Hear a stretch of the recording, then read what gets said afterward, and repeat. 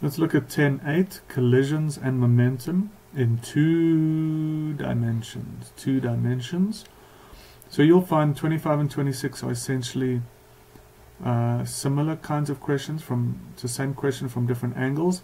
The idea here is compare the principles and equations of collisions in 2 dimensions with those in 1 dimension. Compare them. Okay?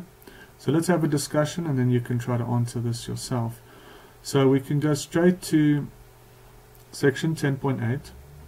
So we're comparing collisions in momentum in 1D and in 2 dimensions. So in 1 dimension, single dimensions, you've got 2 objects. They interact, they collide. They've got V, so this is, say, this object 1 and that's object 2. And they collide, right? So the first thing is, the first equation describing this will be your momentum. Delta P is 0, which then means what? So delta P equals 0 means your system is isolated, means momentum is conserved. Delta P1 plus delta P2 is 0. So the change in momentum of object 1 plus the change in momentum of object 2 is 0. But now remember what's inside here. That's M1. So V1 final minus V1 initial plus M2 V2 final minus V2 initial is 0. So you've got 4. So now you know the inertias, masses, and you've got the initial velocities of these 2 guys.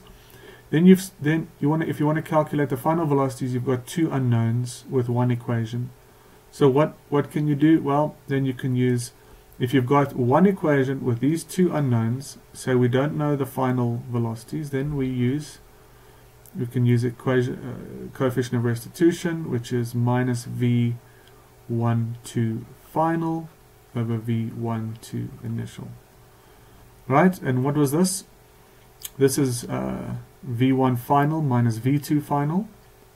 So there's the final velocity information, and then this is the initial velocity information. So if we knew what E was, then we had 2 equations, 2 unknowns, and we could solve this. This is in 1 dimension. Okay? So we've got those 2 equations, 1 and 2. But it says here, the same 2 equations also apply to collisions in 2 dimensions. These are the same 2 equations, but because momentum is a vector, these are vectors, you need to break up each of these components into their x and y's. So you're going to have delta px and you're going to have delta py. Okay, so the same thing, but if you've got 2 objects, say now this object's going in that direction, and it collides, they go boom, then we've got x direction and we've got a y direction. So you're going to have delta px, conservation of momentum in the x direction, and you're going to have delta py, conservation of momentum in the y direction. Now the problem is, this now gives us we have 4 velocities here, and we've got 4 velocities here. We've got 2 initial x velocities, 2 initial x velocities, 2 final x velocities, and here we've got 2 initial y velocities and 2 final y velocities. So you've got 4 velocities. And if you are given, for example, initial information, say now we've got the initial velocities, right? Then we still have 4 unknowns. So what can we do? Well, we would jump to this guy, but this still only gives us 3 equations. So we can have 1, 2, and this one, 3 would be our E, coefficient of restitution. So even using these three, we might still not have sufficient equations to solve the 4 unknowns. So to obtain values for these 4 unknown quantities, we need 4 equations.